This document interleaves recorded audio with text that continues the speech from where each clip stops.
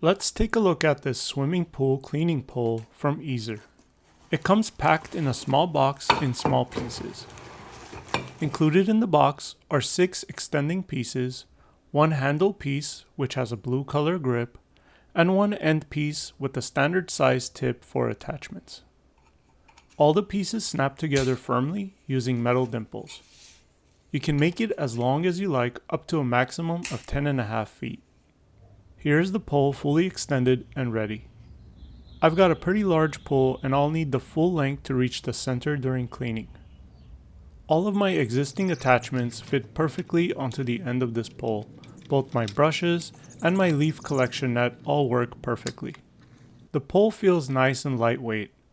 I was concerned that it might flex because of all the pieces, but to my surprise, it's actually very solid and rigid.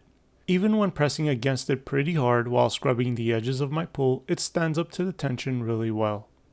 When I'm done, I simply take it apart from the middle to decrease its length and store it away for next time. I think this is a great pool pole and definitely does the job. Thanks for watching, and I hope you found my video informative.